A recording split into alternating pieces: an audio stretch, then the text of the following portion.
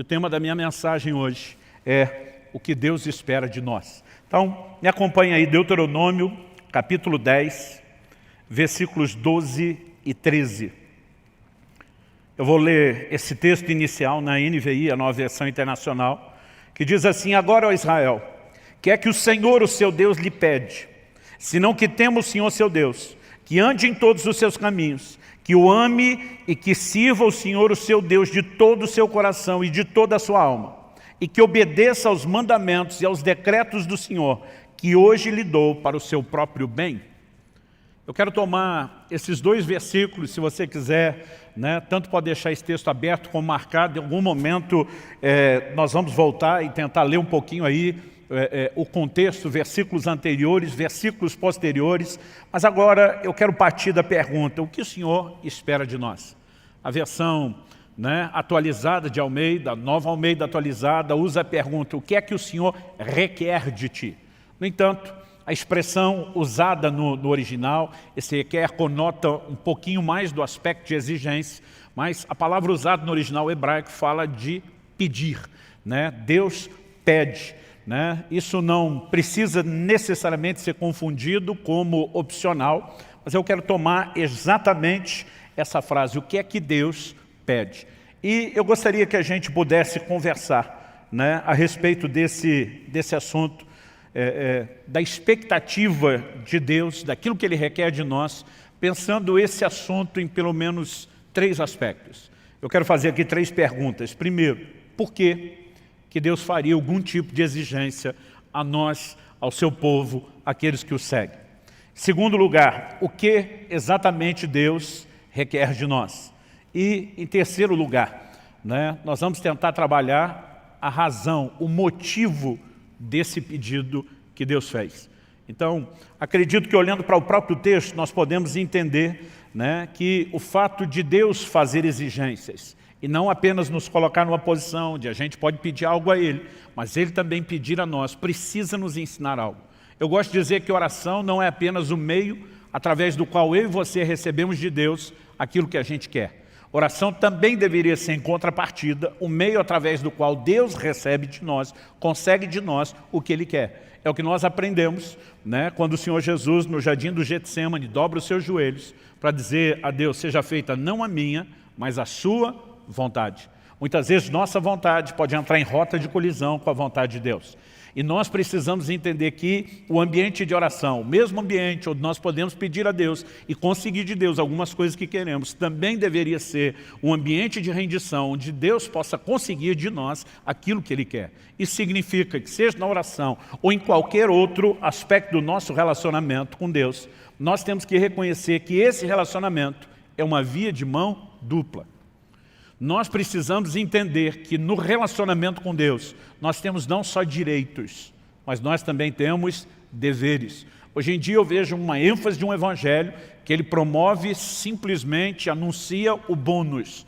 Não se fala muito a respeito do ônus, qual é o seu compromisso, quais são as suas renúncias, mas é fato que o relacionamento de Deus com o homem desde o início da criação, quando Deus estabelece o primeiro casal no jardim, antes da queda, antes do pecado, nós vemos um posicionamento claro de um Deus que, por um lado, disponibilizou, ofereceu a eles direitos. Ele disse: vocês podem comer de todas as árvores do jardim, usufruam de tudo isso porque é para o bem de vocês.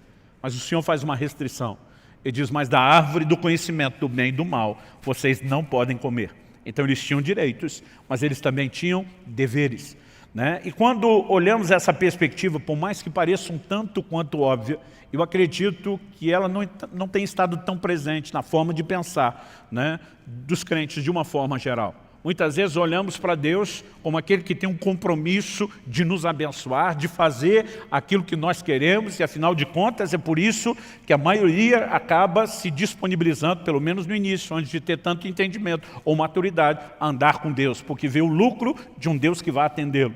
No entanto, à medida que crescemos no entendimento da palavra, precisamos entender que há não apenas direitos, mas também deveres. Essa via de mão dupla com direitos e deveres, ela tem por trás de si uma lógica. E acredito que um dos elementos que a gente possa colocar aqui nessa conta é reconhecer que o homem tem o privilégio de viver com Deus é classificado na Bíblia, na sua palavra, como uma aliança. E a aliança envolve compromisso das duas partes, nunca de uma parte só. Depois Deus tirar a nação de Israel do Egito, debaixo do domínio de Faraó, da escravidão na qual viviam, ele faz isso com um projeto muito claro, levá-los a uma terra prometida, e assim que saem e param no Monte Sinai, observe o que é que Deus manda Moisés falar para eles. Êxodo, capítulo 19, do versículo 3 até o 6, diz assim: Moisés subiu para encontrar-se com Deus. E do monte, o Senhor o chamou e lhe disse: assim você falará à casa de Jacó e anunciará aos filhos de Israel: vocês viram o que fiz aos egípcios e como levei vocês sobre asas de águia e os trouxe para perto de mim.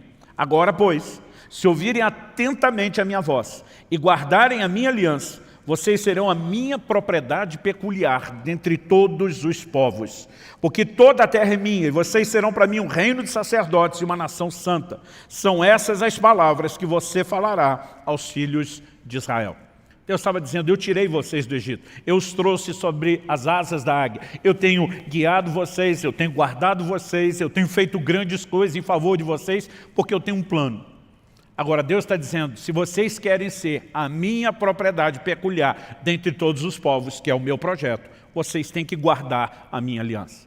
Em outras palavras, Deus está dizendo: nessa aliança não existe apenas um compromisso da minha parte com vocês, de intervir, de salvar, de redimir, de guiar, de proteger, mas precisa existir da parte de vocês um compromisso de guardar a minha aliança. Isso significa ouvir atentamente a voz do Senhor, andar em obediência a Ele.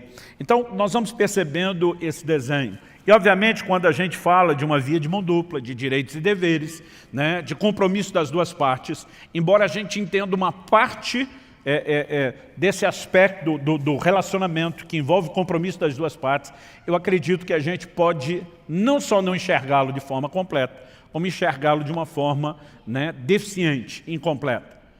Nós precisamos entender que nesse relacionamento, Deus tem o direito de pedir e de exigir algo, não só porque além de direitos tem deveres, não só porque além de bônus tem ônus, não só porque a aliança requer o compromisso das duas partes, mas aquilo que deveria ser entendido como óbvio, nessa relação, Deus é o Senhor e nós somos seus servos. Embora haja compromisso das duas partes, não significa que nós estamos na mesma posição, naquele lugar de direitos iguais.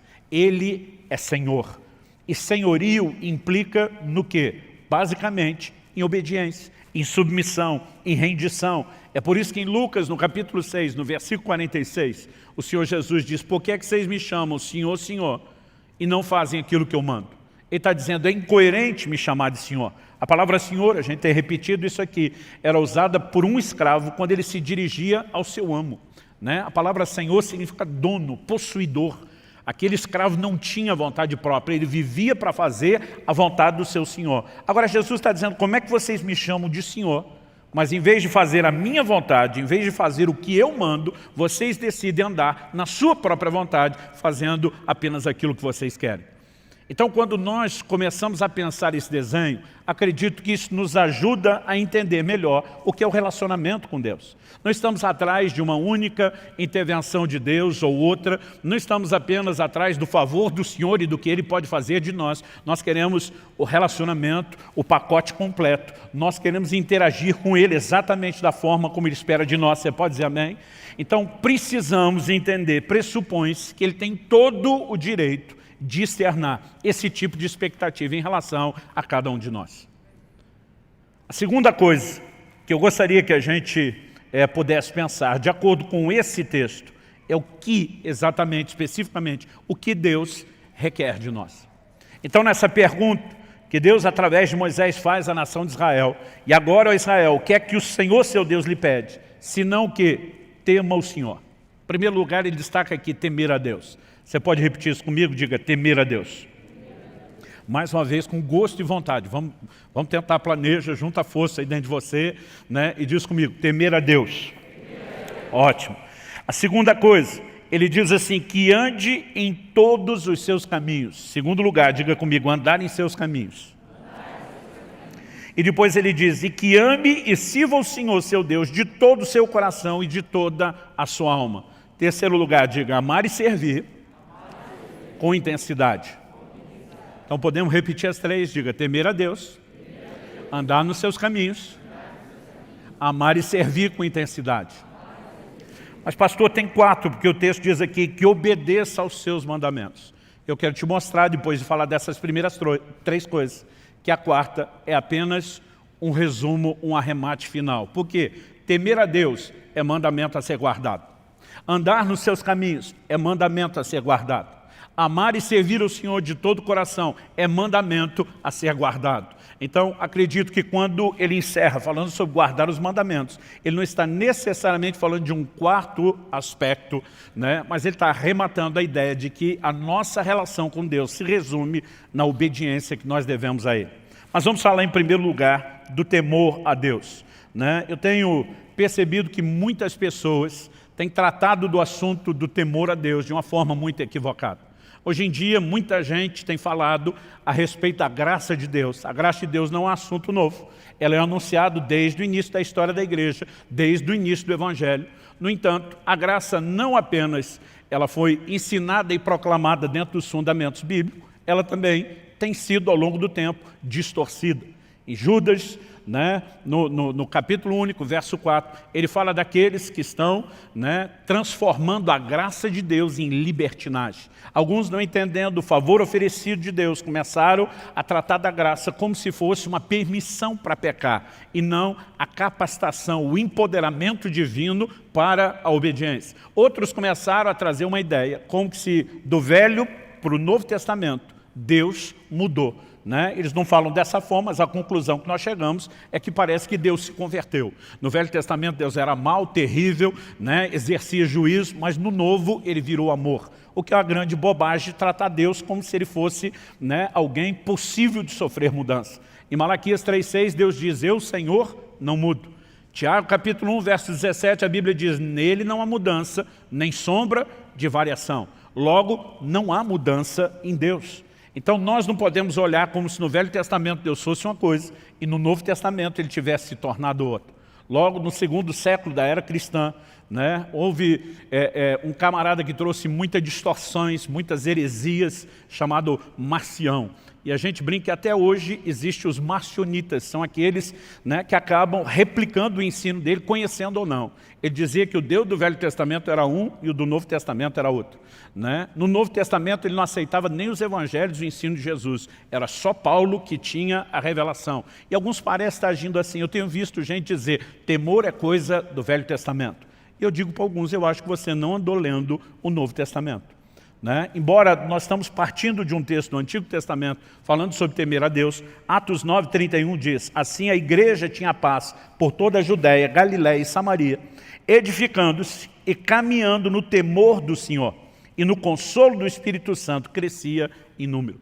No mesmo ambiente onde havia temor de Deus, havia consolo do Espírito Santo. Nós precisamos entender que não são coisas excludentes, são coisas que se complementam. Paulo escreve aos Efésios e diz que nós devemos sujeitar-nos uns aos outros no temor de Cristo. Então, o Novo Testamento fala de temor, temor estando na igreja, devendo estar na vida do cristão. Agora, essa palavra, a maior parte das vezes traduzida como temor no Novo Testamento, no original grego, ou é a palavra phobeu, ou a sua raiz, né, phobos. A gente conhece o termo fobia, que procede de lá, que significa medo.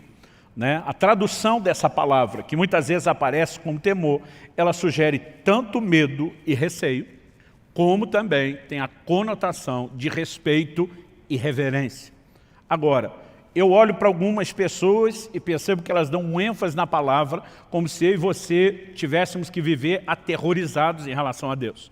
Outros parecem tentar eliminar isso completamente, quase como se o respeito e a reverência não tivessem nenhuma ponta, nenhum aspecto de temor. E na verdade essas coisas meio que se misturam. Mas nós precisamos entender a necessidade de um equilíbrio, mesmo no uso dessa palavra. Por exemplo, em Efésios, no capítulo 5, o apóstolo Paulo começa a falar da relação entre o marido e a esposa e um paralelo da relação com Cristo e a igreja, a noiva, né, com quem ele vai se casar. E a Bíblia diz que o marido deve amar a esposa como Cristo amou a igreja, mas que a esposa deve submeter-se ao seu marido como a igreja deve submissão a Cristo. Mas no final, no versículo 33, final do capítulo e do arremate dessa ideia, o apóstolo Paulo diz assim, que a esposa respeite o seu marido. Efésios 5:33. A palavra traduzida ali, né, é fobeu, que a esposa tema o seu marido. O apóstolo Paulo estava falando de um tipo de relacionamento onde o marido literalmente, e não simbolicamente, mas literalmente tocava o terror em casa? Não, porque a Bíblia não se contradiz. Em 1 de Pedro, no capítulo 3, no versículo 7, a mesma Bíblia diz, maridos, vocês igualmente vivam a vida comum do lar com discernimento, dando honra à esposa por ser a parte mais frágil e por ser coerdeira da mesma graça da vida. Quando Deus fala do marido ter que honrar essa esposa, né, tratando-a como parte mais frágil, parte mais frágil aqui eu não creio que fala do aspecto físico, porque se embora o homem tenha mais força bruta para carregar peso, a gente perde de longe na resistência à dor. Eu sempre digo que se dependesse de nós, os homens, para dar luz aos filhos, a terra estava desabitada há muito tempo. Né? A gente serve para entrar na hora do parto, segurar a mão da mulher e ela ficar dizendo para a gente, vai dar tudo certo, meu bem, vai dar tudo certo. Além de dar luz, ela tem que confortar a gente. Mas eu acredito que a Bíblia fala muito mais do aspecto emocional. Né? Essa capacidade que muitas vezes a mulher tem de ser ferida emocionalmente, além da capacidade do homem mensurá-lo. Eu acredito que isso não é Deus tentando diminuí-la. Eu lembro que antes de casar, um dia a Kelly olhou para mim, falou, a gente estava conversando algumas coisas sobre o nosso futuro, após o casamento, ela olhou para mim e falou assim, pensa num vasinho daqueles de porcelana chinesa, daqueles bem fininhos que não pode nem apertar. Eu falei, pensei, ela disse, sou eu. É o que você está levando para casa. Né? E de vez em quando, né, se o meu comportamento começasse a ficar meio, né, viril demais, ela dizia, ó o vasinho de porcelana. Né? E o duro que eu tinha que acatar aquilo ainda pelo prisma da Bíblia. Né? Eu preciso honrar essa mulher. Então, como que Deus manda o marido tratar a mulher com tanta honra e distinção, mas manda ela ter medo? Nós precisamos entender que aqui é um equilíbrio de reverência, de respeito. Não que a pessoa do homem seja distinta, né? Não que ele, como pessoa, tenha mais valor, mas que dentro da funcionalidade do lar, o seu lugar de autoridade requer isso. Então, nós precisamos entender que há um equilíbrio. A palavra temor, ela nunca vai excluir totalmente essa questão do medo, mas ela não pode estar centrada só nela. Deve ser uma combinação entre um e outro. Pastor, o senhor está dizendo que a gente precisa ter medo da pessoa de Deus, né? Não é a pessoa, é a maneira como nos relacionamos com a pessoa. A mesma Bíblia que apresenta esse Deus, né, como amor, também apresenta esse Deus como justo. Nenhum atributo de Deus vai excluir o outro. E muitas vezes a ênfase de alguns desses pregadores da graça é porque Deus é amor, Ele não julga. Ele é tanto uma coisa quanto outra. Né? Em Romanos, por exemplo, no capítulo 13, no versículo 3, o apóstolo Paulo diz assim, porque os magistrados não são para temor quando se faz o bem, e sim quando se faz o mal. Você quer viver sem medo da autoridade? Faça o bem e você terá louvor dela. Basicamente, Paulo está dizendo que não precisa temer a autoridade, ele disse, se você se conduzir de forma correta, não precisa temê-la. Agora, se estiver fazendo errado, deve temer. Aonde está a ênfase do aspecto do medo? Se eu desobedecê-lo, as consequências de um Deus que é justo serão inevitáveis. Isso não significa que eu preciso ter medo de que Ele queira o mal.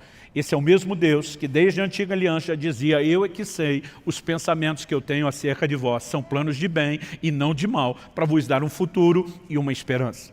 No entanto, esse mesmo Deus é chamado muitas vezes de um Deus terrível, né? Porque a consciência do quão correto e justo, ela deve encher o nosso coração de temor, pelo fato de que quando desrespeitamos os seus mandamentos, as consequências, elas virão. Vou falar sobre esse assunto de consequência daqui a pouco. Vamos voltar aqui para a ideia do temor. Eu acredito que devemos temer as consequências de não obedecer a Deus e não ter medo da sua pessoa. Mas a reverência que temos para com Ele é que esse Deus que é amor, que é a fonte de toda bondade, de toda misericórdia, Ele também é um Deus justo. O temor é parte daquilo que Deus espera de nós. Em Provérbios, no capítulo 9, no versículo 10, a Bíblia diz que o temor do Senhor é o princípio da sabedoria. né? Isso nos ajuda a nos conduzir de forma correta. Em segundo lugar, vamos falar aqui a respeito de andar em seus caminhos. O que significa isso? Essa ideia de caminho pressupõe um trilho pré-estabelecido, é o caminho de Deus, definido por Ele. Muitas vezes a palavra de Deus vai se referir, né, a pessoas que erraram, a pessoas que pecaram, falando de gente que escolheu o seu próprio caminho. Isaías 65:2, por exemplo, diz isso: todo dia estende as mãos a um povo rebelde, que anda por um caminho que não é bom, seguindo seus próprios pensamentos. Né? Quando Deus fala dos próprios pensamentos, Ele está dizendo, eles escolheram o seu próprio caminho, e esse caminho não é bom. Em outras palavras, Deus está dizendo que o homem rebelde escolheu o seu próprio trilho. No entanto, ao longo de toda a Escritura, Deus vai enfatizando essa questão do caminho. Gênesis 18:19, Deus fala a respeito de Abraão, o pai da fé, e diz, porque eu o escolhi, a fim de que ele ordene aos seus filhos, e aos filhos depois deles, né, que guardem o caminho do Senhor, que pratiquem a justiça e o juízo, para que o Senhor faça vir sobre Abraão o que tem falado a seu respeito. Quando entendemos que Deus estabeleceu um padrão, aliás, a gente precisa entender que desde da Antiga Aliança, o Velho Testamento, aquilo que se manifestaria em Cristo, já recebia esse tipo de adjetivo como uma referência ao caminho, não só a alegoria, mas até o adjetivo. Isaías, que é considerado o mais messiânico de todos os profetas do Antigo Testamento, que mais falou a respeito da vinda e da obra de Cristo, ele diz no capítulo 35, no versículo 8, e ali haverá uma estrada, um caminho que será chamado de caminho santo. Os impuros não passarão por ele, pois será somente para o povo de Deus. Quem passar por esse caminho, mesmo seja um tolo, outra versão diz um louco, não se perderá. Isaías 30:21, e quando vocês se desviarem para a direita ou para a esquerda, ouvirão atrás de vocês uma palavra dizendo, este é o caminho, andem nele. Quando a gente chega à Nova Aliança, essa terminologia começa a ser empregada pelo próprio Cristo. João 14:6, ele diz, eu sou o caminho, a verdade e a vida. Cristo se apresentou como caminho. O que hoje nós chamamos de cristianismo, uma referência à expressão coletiva da nossa fé, no início era chamado de o caminho. Deixa eu só mencionar alguns textos para você. Em Atos 16:7, quando Paulo e Silas estão pregando em Filipos, uma mulher se dirige a eles dizendo, esses homens são servos do Deus Altíssimo e anunciam a vocês o caminho da salvação. Essa expressão ela é largamente usada, né, e empregada no livro de Atos. Em Atos 18:25, quando a Bíblia fala a respeito de Apolo, um pregador, diz que ele era instruído no caminho do Senhor. Então, essa expressão ela vai sendo usada várias vezes e também a simbologia que se aplica a ela. Em Efésios 4:17, o apóstolo Paulo diz, não mais andeis como andam os gentios. O que ele quer dizer com não andar como andam os gentios? Ele não está falando da ginga, do balanço do corpo, ele está falando do caminho que se escolhe, porque essa ideia sempre foi entendida e compreendida. Alguém que abraça o Evangelho não deve trilhar mais o seu próprio caminho, ele deve andar nos caminhos do Senhor. Quem está entendendo, diga amém.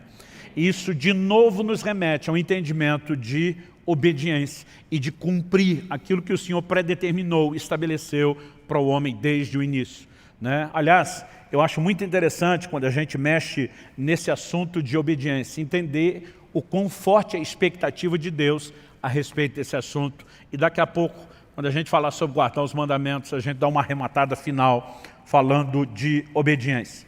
Vamos mexer na questão de amor e serviço.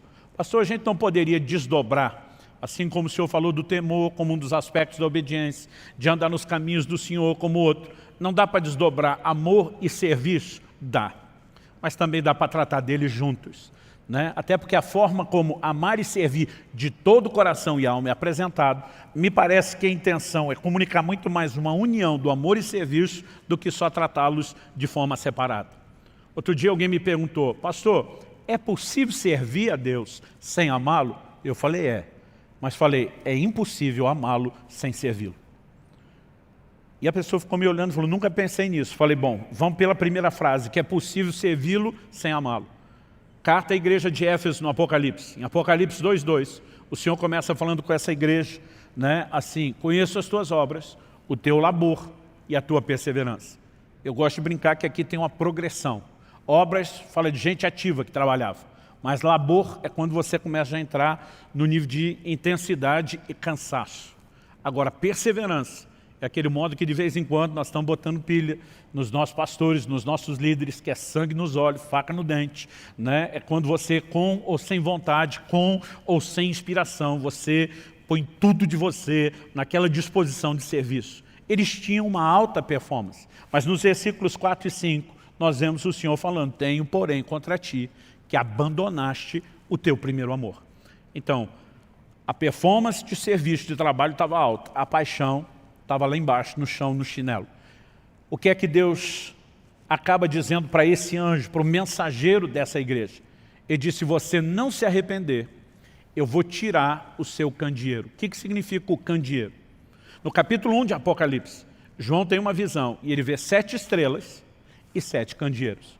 E o anjo explica: as 7 estrelas são os 7 anjos ou mensageiros das igrejas da Ásia. Os 7 candeeiros são as igrejas. O simbolismo do candeeiro era o da igreja. Agora Deus está falando com o anjo, com o mensageiro: se você não arrepender, eu tiro o seu candeeiro. Em outras palavras, Deus está dizendo: a igreja que eu confiei aos teus cuidados, eu vou tirar de você e vou pegar de volta. O que é que Deus está dizendo?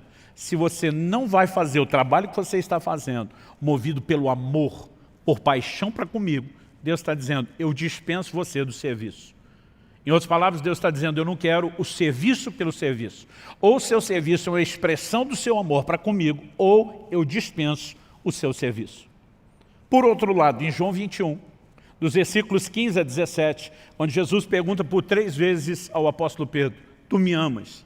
Em cada uma delas, Pedro sinaliza, responde positivamente: tu sabes que eu te amo. O que é que o Senhor diz para ele? Apacenta as minhas ovelhas. Em outras palavras, está dizendo: se você me ama, vamos manter isso não só na declaração, no nível verbal, mas vamos demonstrar isso, Pedro, com trabalho, vamos demonstrar isso com serviço. Então me parece que o critério de entrada para quem vai servir no ministério, trabalhar para Jesus, é que tem que amar. E a exigência para a saída é se faltar amor. Portanto, nós não podemos mera e simplesmente olhar para isso e dizer: os assuntos estão desconectados. Mas embora seja possível servir sem amar, é impossível amar sem servir. O serviço deveria ser uma expressão do nosso amor. Quem está entendendo, diga amém. Mas pastor, eu não tenho a obrigação de trabalhar? Tem, mas não deveria trabalhar só com senso de obrigação. Deveria fazer isso com senso de prazer. Então vamos falar da obrigação sendo cumprida com senso de prazer? Há poucos meses atrás, Kelly e eu completamos 25 anos de casado. E tem uma ordem divina que rege o meu casamento. Né? A minha responsabilidade, o meu papel como marido. A Bíblia diz: maridos, amai as vossas mulheres. É um imperativo, é uma ordem. Deus não está dando uma sugestão, não é um hashtag fica a dica. Deus não está dizendo: ó, se um dia desse você estiver de bom humor, se a coisa estiver fácil, se tua mulher não estiver dando trabalho, se você puder amá-la, beleza, fico te devendo uma. É uma ordem. E se é uma ordem, nós precisamos entendê-la como tal. O que significa a disposição de amar não é mero sentimento espontâneo, é uma decisão. Então, eu sou obrigado a amar minha mulher. Eu não tenho opção. E não olhe para mim, vocês os maridos, como se fosse só eu obrigado, que vocês também são. Vocês solteiros que estão orando para casar, estão orando para entrar dentro da mesma obrigação. Agora é uma obrigação, nenhum de nós vai discutir isso, certo? Agora eu fico pensando, se cada manhã que eu acordo do lado da minha esposa, desses 25 anos, eu dissesse para ela: eu amo você, e quando aquele abrisse um sorriso de satisfação, atropelasse ela dizendo: fazer o quê, né? Deus mandou. Não tem opção mesmo. Não tem outra alternativa, só me resta amá-lo, então estamos aqui para cumprir a obrigação. Eu fico imaginando se a gente ainda estaria casado, e se tivesse, qual seria a qualidade do matrimônio. Mas pastor, não é essa obrigação? É. E ela não sabe? Sabe. Então qual o problema de falar da obrigação? O problema é que ela não espere que eu a ame apenas com senso de obrigação. Se eu apenas cumprir o senso de obrigação, eu estou dizendo que o Deus que mandou é importante, mas eu estou dizendo para ela, mesmo que não verbalmente, que ela não é importante. Agora, quando eu olho para ela e digo: eu sou obrigado a te amar, mas você me inspira a fazer isso.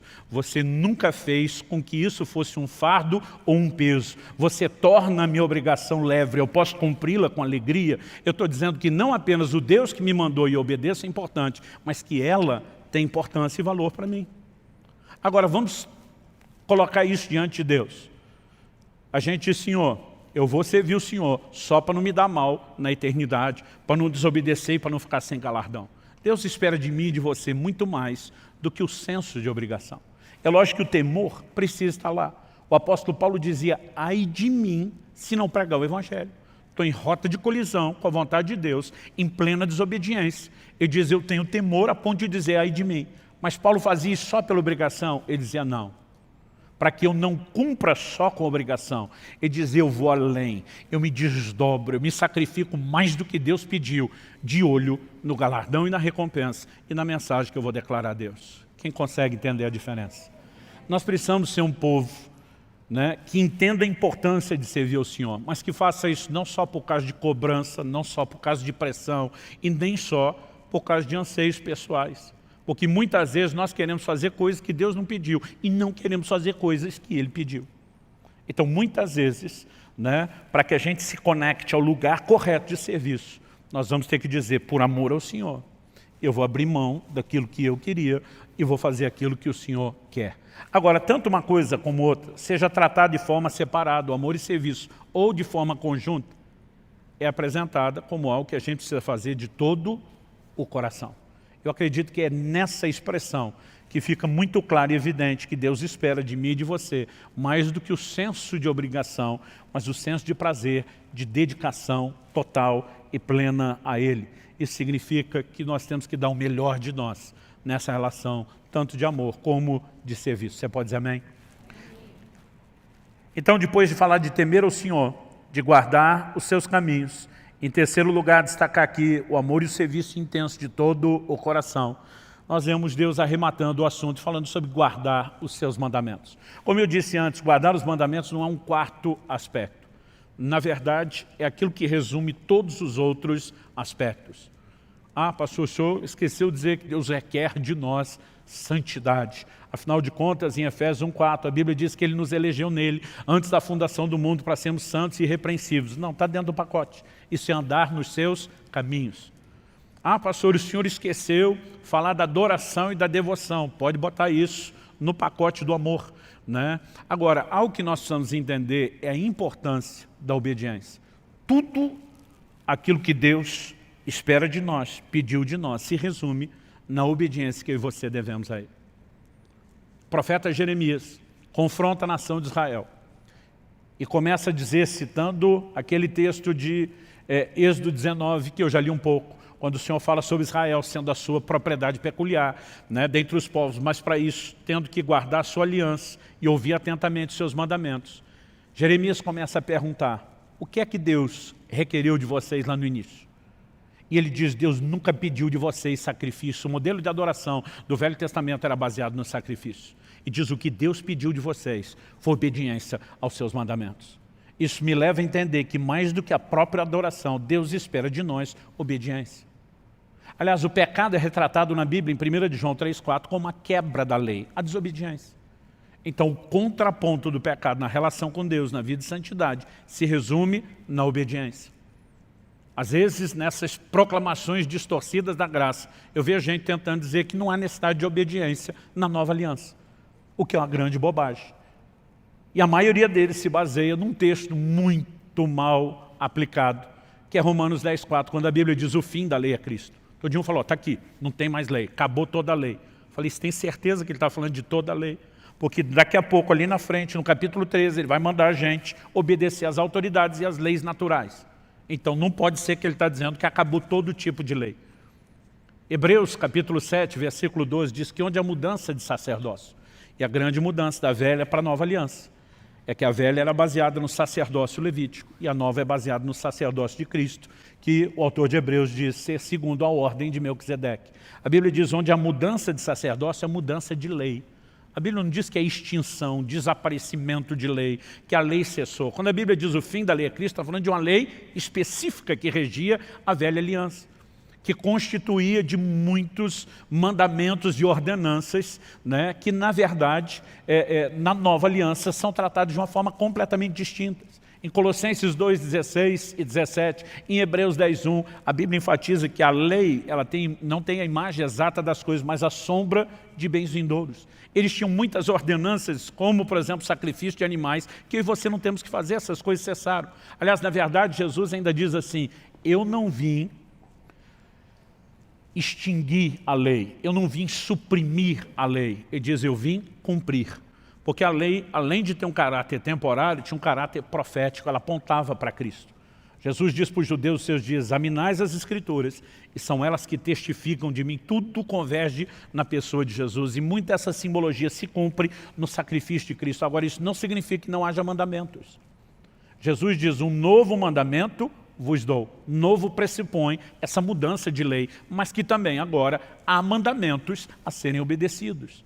Aliás, em Mateus, no capítulo 28, no que nós chamamos de a grande comissão, nos versículos 19 e 20, a Bíblia diz assim, portanto vão e façam discípulos de todas as nações, batizando-os em nome do Pai, do Filho e do Espírito Santo, ensinando-os a guardar todas as coisas que tenho ordenado a vocês. E eis que estou com vocês todos os dias, até o fim dos tempos. Ou como diz uma versão mais clássica, até a consumação dos séculos. O Senhor Jesus estava dizendo o quê? Vocês vão fazer discípulos das nações. Significa os não-judeus, os gentios. E é importante observar isso. Porque eu vejo muita gente hoje em dia, em nome de um discurso da graça, dizendo que Jesus veio para ensinar os judeus. Como se aquilo que ele ensinou não se aplicasse a nós. Como se a revelação da nova aliança partisse apenas das epístolas dadas por meio dos apóstolos. O livro de Hebreus nos fala que a salvação foi inicialmente anunciada por Nosso Senhor e continuada pelos apóstolos. Quem começou a proclamar o Evangelho foi o próprio Cristo, e eles deram continuidade. Trouxeram mais informações, claro. Jesus não tinha ainda nem morrido, o que dizer ressuscitado. Ele diz, eu tenho muito que vos dizer, mas vocês não têm estrutura para suportar. A revelação seria progressiva, mas o Evangelho não mudou. E quando Jesus diz, vão e anunciem aos gentios, ele está dizendo, não limitem aquilo que eu ensinei somente aos judeus que me ouviram. Jesus nunca veio tentar deixar o judeu da velha aliança, um judeu melhor, fazendo com que ele apenas cumprisse a lei. O tempo todo ele dizia, ouviste o que foi dito aos antigos, que era a lei de Moisés. Ele dizia, eu porém vos digo, mostrando que ele trouxe mandamentos. O Novo Testamento fala da lei de Cristo, fala dos seus mandamentos, e nós devemos a ele obediência. A obediência já foi requerida no Éden, antes de ter lei de Moisés. A obediência foi requerida durante a lei de Moisés. A obediência continua sendo requerida na nova aliança. A obediência é o cerne do nosso relacionamento com Deus. Quem está entendendo, diga amém. Então, temer a Deus envolve a decisão de ser consequente, não brincando com os seus mandamentos e nem com as consequências ruins de não obedecê-los. Por exemplo, o Novo Testamento nos adverte, em Hebreus 12, 16, dizendo, cuidem para que não haja nenhum impuro ou profano como foi Esaú, o qual por um prato de comida vendeu seu direito de primogenitura. Quando a Bíblia está dizendo, cuide para que não haja nenhum no meio de vocês como Esaú, está dizendo que esse comportamento pode ser repetido. Pode ser repetido nos nossos dias, pode ser repetido por um de nós. E que tipo de comportamento foi esse? O de um inconsequente. Alguém que por um prazer momentâneo não considera o valor e a continuidade, a permanência daquilo que Deus oferece. Agora, está falando de alguém que não consegue avaliar os valores do que é espiritual, o que é natural, e nem as consequências de tomar esse tipo de decisão. Temor a Deus, eu creio que ele envolve a decisão de ser consequente. É não apenas fugir da punição, é fugir de ferir o coração de Deus. Quando a mulher de Potifar está dando em cima de José, José não diz para ela, olha, infelizmente a senhora não faz meu tipo. Ele olha para ela e diz, como cometeria eu tamanha maldade contra Deus? José estava admitindo, a coisa pode ser interessante aqui, no nível de um desejo carnal, mas seria uma violência ao coração do meu Senhor, aos seus valores, aos seus mandamentos. E José olha para ela e diz, estou fora, e despacha a dona. Então nós precisamos entender que o temor a Deus nos leva a viver nesse lugar de consequência. Andar aos caminhos aponta para essa sujeição a quem sabe o que é melhor para nós. Nós precisamos olhar para Deus dessa forma. Eu lembro quando eu era criança e meus pais estabeleciam determinadas proibições, a sensação que eu tinha era de o quanto eles eram injustos e queriam cortar o meu barato. Mas quando você amadurece, se cumpre aquela profecia paterna, um dia você vai me entender. Você enxerga as coisas sob outra perspectiva. Você acha que alguma vez, quando meus filhos eram crianças, eu deixava eles brincar com faca, com vidro, com qualquer coisa que pudesse machucar? Claro que não. Agora, você acha que no momento eles me entendiam e eu nem esperava que entendessem. Mas eu sabia que um dia eles compreenderiam que toda restrição que foi estabelecida por amor.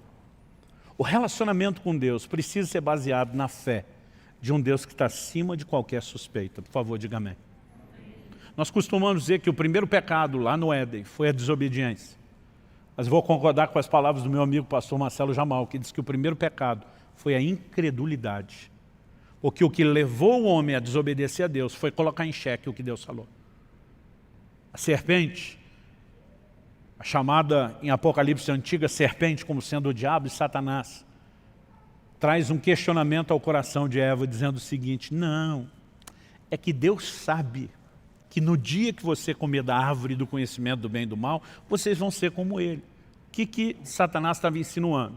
Deus não quer o melhor para você. Deus está limitando você.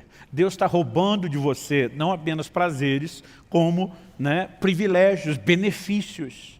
E colocar em xeque a intenção de Deus é que leva o homem à decisão de então não respeitar aquilo que ele estabeleceu. O Novo Testamento nos mostra uma preocupação de Paulo dizendo: eu temo que vocês possam se comportar da mesma forma como Eva diante da serpente, colocando em xeque aquilo que Deus falou. Agora, quando nós entendemos que Deus de fato quer o nosso melhor, nós conseguimos andar nos seus caminhos, não só com o senso de obrigação, mas com a confiança e o descanso de que aquele que determinou para nós limites sabe exatamente por que fez isso. E com certeza, no final das contas, e esse é o último ponto que nós vamos explorar aqui, Ele está interessado no nosso melhor. E por último, quando falamos sobre amar e servir a Deus, lembrar que isso são obrigações a serem cumpridas com senso de prazer. Mas eu quero terminar aqui com uma última pergunta. Qual a razão desse pedido que Deus nos fez? Quando Ele diz à nação de Israel: o que é que o Senhor pede de vocês? Ele diz que temam o Senhor, que andem nos seus caminhos, que o amem e o sirvam de todo o coração, guardem os seus mandamentos. Ele termina no final do verso 3 dizendo: para o seu próprio bem. Em outras palavras, ele sinaliza: isso não é algo que vai beneficiar a Deus. Deus não vai ficar melhor na fita se o povo dele estiver mais bem comportado. Deus não tem necessidade de absolutamente nada que eu e você possamos fazer ou oferecer a Ele. Aliás, em Atos 17, na pregação de Paulo, lá no Areópago, em Atenas, ele faz a seguinte afirmação, versículos 24 e 25 de Atos 17. O Deus que fez o mundo e tudo o que nele existe, sendo Ele Senhor do céu e da terra, não habita em santuários feitos por mãos humanas, nem é servido por mãos humanas, como se precisasse de alguma coisa. Então, Ele não precisa de nada. Aliás, Paulo termina dizendo assim: pois Ele mesmo é quem a todos dá a vida, a respiração e tudo mais. Basicamente, Paulo diz: Deus não precisa de você, você é que precisa dele. Sua subsistência é que depende dele, não a dele de você. Então, a única razão para Deus nos pedir isso não é porque Ele tenha necessidade, não é que Ele precise do meu temor, da sua disposição de andar nos seus caminhos, da nossa decisão de amá-lo e servi-lo de todo o coração. É porque Ele está interessado no nosso próprio bem. E quando age dessa forma, aliás, eu tinha dito no início para vocês deixar o texto reservado lá de Deuteronômio. Se você puder voltar em Deuteronômio 10.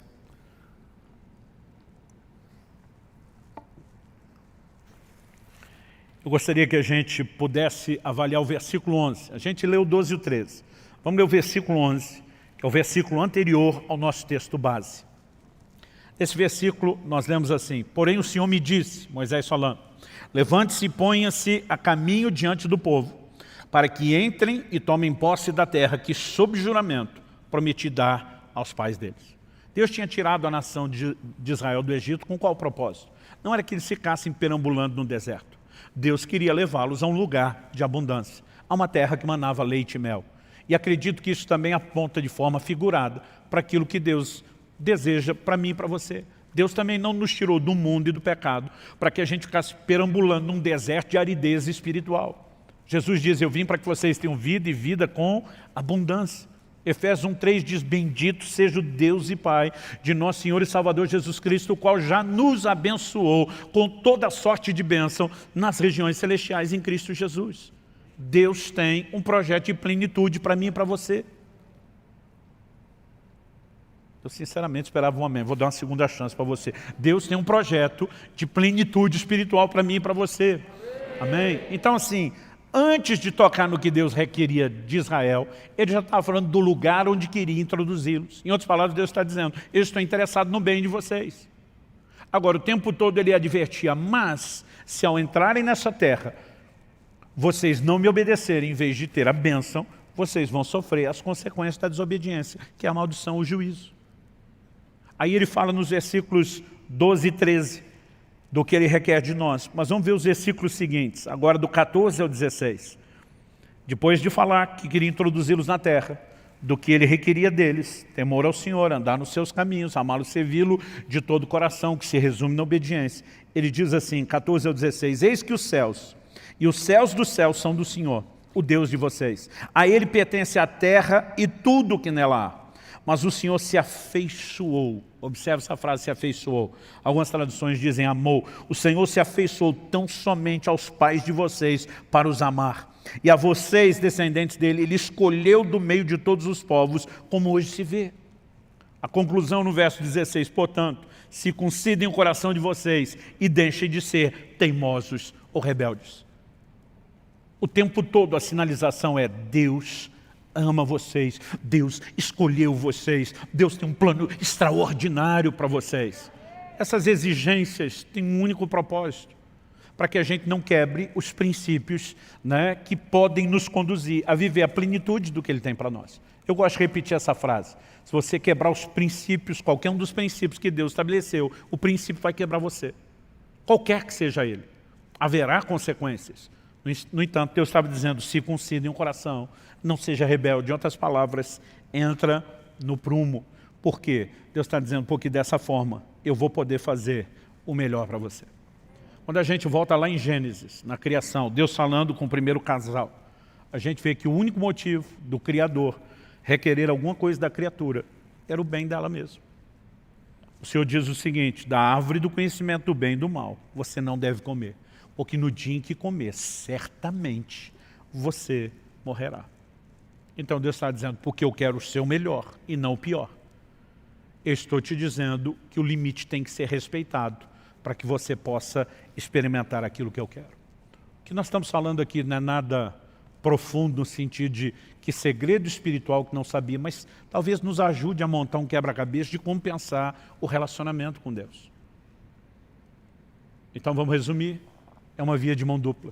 Deus tem todo o direito de estabelecer exigência e de nos pedir, porque nessa relação não é apenas a gente pedindo a Ele o que queremos, ela também envolve Deus pedir, exigir, demandar de nós aquilo que Ele quer. Nós precisamos entender exatamente quais são esses aspectos de obediência, mas a obediência como centro. Nós precisamos entender que o grande beneficiado da nossa obediência não é Deus. É lógico que Ele também vai poder colher esse relacionamento com gente que está próxima e não distante. Mas o grande beneficiado seremos nós mesmos. E quando a gente consegue simplificar isso tudo, é muito mais fácil oferecer resistência aos ataques do inimigo. Porque assim como bombardeou Eva, Satanás vai fazer com cada um de nós. Muitas vezes nós somos questionados, será que vale a pena? Estou sendo fiel a Deus, não estou vendo resultado. O tempo todo nós vamos receber essas setas de dúvidas, né, que o inimigo lança tentando colocar em xeque o caráter de Deus. Não foi o que aconteceu com a mulher de Jó? Ela, quando vê as coisas irem de mal a pior, ela vira para o seu marido e diz, amaldiçoe seu Deus e morre. Ela está dizendo, se Deus não vai dar tudo que eu não quero saber dele. Jó olha para ela e diz, você fala como uma louca. Nós recebemos de Deus o bem, não vamos receber o mal. apesar da Bíblia ser clara em dizer que o mal não procedia necessariamente do Senhor, Jó está olhando e dizendo, ele está no controle de todas as coisas. Ele não estava aceitando o mal como destino final, porque ele diz, eu sei que o meu Redentor vive e ele há de se levantar sobre a terra. Mas ele está dizendo, independente dessa circunstância mudar ou não, e não é só porque um dia vai mudar, ele está dizendo, eu não estou servindo a Deus apenas porque Ele dá aquilo que eu quero.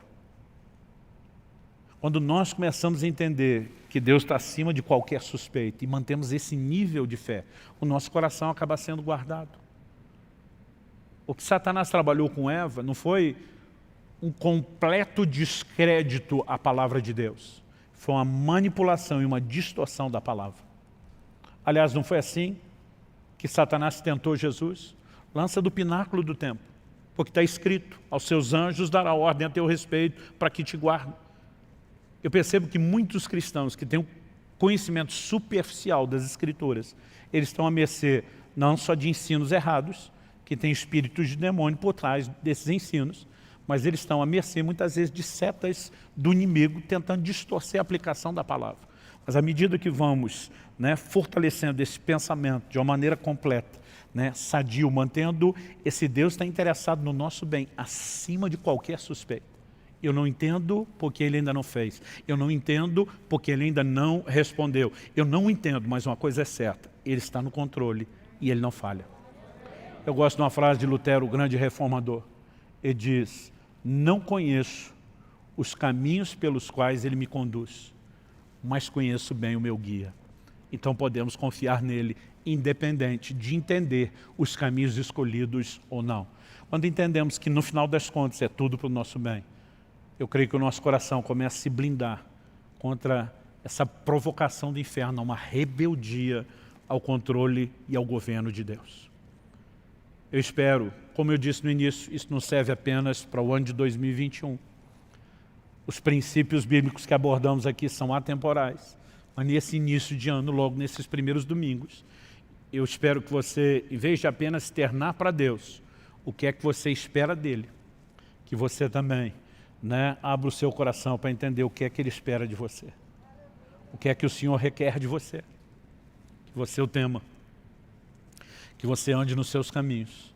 Que você o ame e o sirva de todo o seu coração. Porque isso tudo se resume na obediência de um Deus que quer o seu melhor. Que estabeleceu um caminho de mão dupla, não porque Ele queria tirar mais do que dar, mas queria nos ensinar que o compromisso é das duas partes, sem que nunca a gente perdesse de vista o interesse dele em nós, o seu amor. Romanos 8,32 diz, se Deus não poupou, nem mesmo ao seu próprio Filho, antes o entregou por amor de nós, como não nos dará juntamente com Ele, com Jesus que já foi dado, todas as coisas? A Bíblia fala de um Deus que está disposto a qualquer coisa. Isso não significa que Ele não tenha planos, que Ele não tenha um propósito, que Ele não tenha caminhos personalizados, mas a intenção do fato de Deus querer o nosso bem nunca pode ser questionada. Nossa fé precisa ser firmada nisso. Você acha que não passou na cabeça do José, lá naquela prisão, naquele calabouço? E aí, José, valeu a pena você ter descartado a dona lá, a mulher de Potifar? Ela se vingou de você. Onde é que você veio parar? Por um instante, José, por um tempo, por alguns anos, José esteve na prisão. Mas esse não foi o seu destino final. 1 Samuel 2,30 diz que Deus honra aqueles que o honram, mas os que o desprezam serão desprezados. Como você quer determinar o seu relacionamento com Ele? Eu escolho honrá-lo. Eu escolho lembrar que no final essa honra não só não me custa assim tão caro, como na verdade tem um retorno poderoso.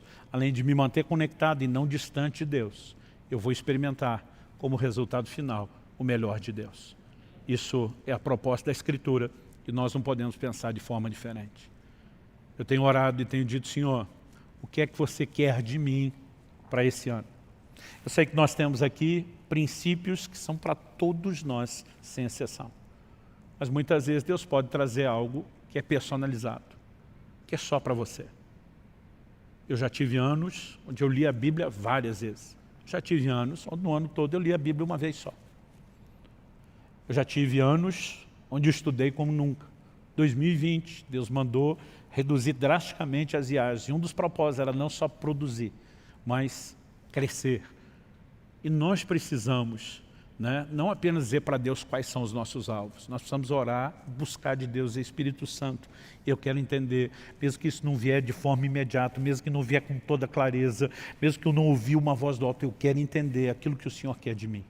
Sem contar essa disposição. Você consegue imaginar se cada um de nós, não apenas os que compõem a comunidade de alcance aqui de Curitiba, se cada um de nós no corpo de Cristo decidisse atender o que Deus espera de nós e dessemos a Ele, né, o temor do nosso coração, a disposição de andar nos seus caminhos, a decisão de amá-lo e servi-lo de todo o coração, dizendo obediência ao trilho, porque entendemos, né, que não é uma via de mão única, mas também ao mesmo tempo cheios de expectativa, de fé, num Deus que é o nosso melhor. Você consegue imaginar o que a igreja brasileira não faria nessa nação?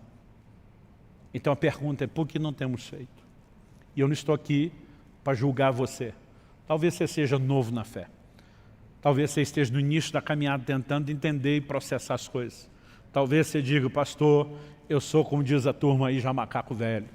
No entanto, andei dando bobeira. Não vim aqui te apontar o dedo ou jogar pedra em você. Eu creio que o próprio amor desse Deus, que quer o seu melhor, te dá a oportunidade de conserto, te dá a oportunidade de arrependimento, de ajuste. E eu gostaria que nós terminássemos com um momento de oração. Aí onde você está, sentado, né? Sentado mesmo. Eu quero que você coloque diante de Deus a sua vida. Eu quero que você comece a falar com o Senhor. Eu quero que você, de fato, se pergunte. Você tem entregado a Deus o que Ele pede, o que Ele requer de você? Talvez você diga, pastor, eu acho que eu estou no time que respondo sim. A pergunta é, qual o nível? Porque muitas vezes nós estamos amando e servindo, mas não de todo o coração. Às vezes nós estamos temendo de uma forma meio parcial, relativizada.